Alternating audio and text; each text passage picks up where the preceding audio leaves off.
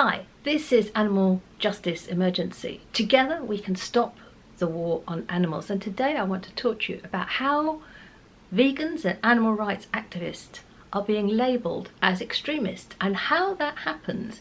And I'm going to name names about who is doing this and the weird alliances that are going on and how they connect with people in very high up places.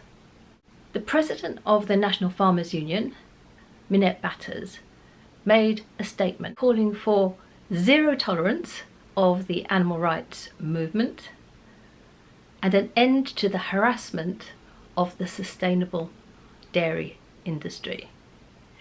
Is that really important? We don't expect as vegans and as animal rights activists that the National Farmers Union, of all people, is going to be on board with the vegan good news. But it's one thing to be making your money off the use and murder of animals.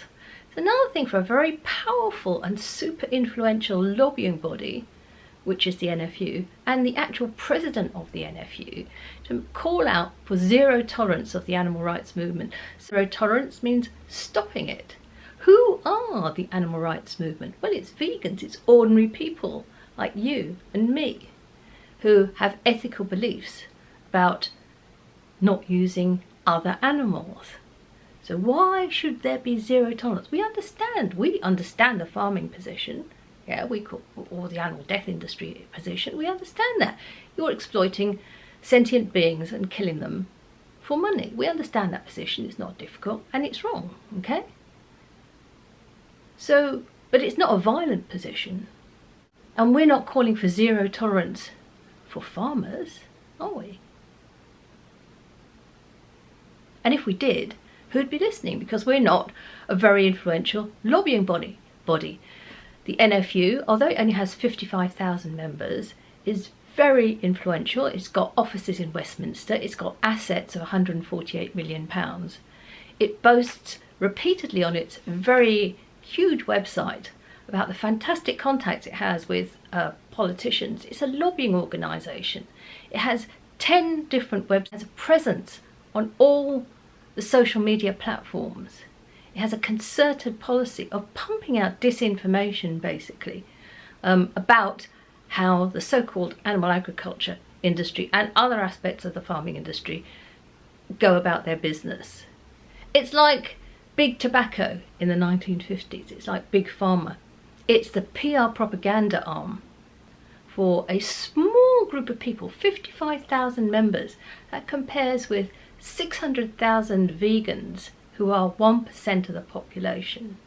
But as I continued in my research, I found something even more disturbing.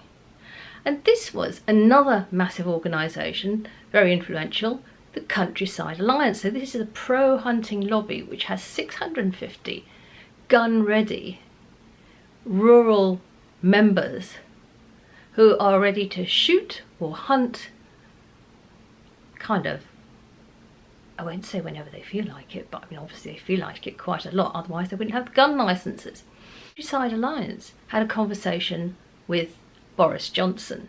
So the Countryside Alliance asked this question to Boris. They said, will you commit to implementing measures to counter animal rights extremism in any relevant recommendations from the government's Commission for Countering Extremism?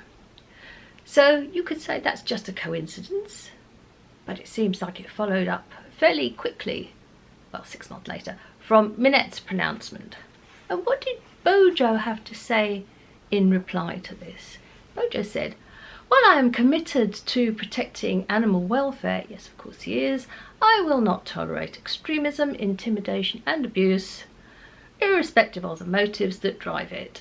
I will consider any recommendations that come from the Commission. So that's all right. That's a kind of go ahead. Yes, we will consider animal rights as extremists.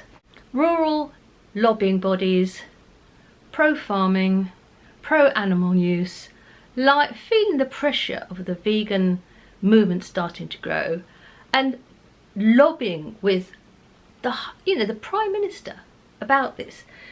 Now, I can't, as an ordinary member of the public, I have tried emailing my MP, I have tried emailing my local councillor, and they won't even tell me when their surgeries are. Countryside Alliance, directly in communication with Boris Johnson and pushing an agenda, and that's something that the Farmers Union, the NFU, is always going on about, is how it's pushing an agenda directly into the minds of the likes of Boris Johnson. Now, the even more concerning thing about this is, where does this end? In The Guardian recently, there was a very disturbing piece about, this was the Policing Counter Terrorism list. So when The Guardian reported that some animal activist organisations and environmental organisations had been included in a list called Policing Counter Terrorism, this is where the lobbying and the comments from the president of the NFU about zero tolerance for animal rights, i.e. vegans, and lobbying from the Countryside Alliance, direct conversation with Boris about animal rights activists being included as extremists. This is where it ends up, with ordinary people like you and me being put in a very problematic position. It's not a coincidence that one massive rural body, very influential, the NFU, hand in glove with another one. They're kind of moving it around, aren't they? So NFU flags something up, Countryside Alliance picks up the ball and runs with it. Directly, it kicks it into touch with Boris Johnson, who also then picks up the ball. Next thing you know, animal rights, vegans and activists suddenly find themselves classed as terrorists and extremists. Anyway, what can you do about this sort of situation? You can try contacting your MP, you can try organising. We have groups locally, and we're here on YouTube thinking and moving forward on how to stop the war on animals. If you like this, it would be great if you want to subscribe, and if you hit the like button and the notifications bell so you hear more in our exciting stories about what's actually going on. And there's more from the NFU, I can tell you, a lot more from the NFU and what they think about vegans. Thanks for your time and attention. You have a great day. Animal justice emergency. Together we can end the war on animals.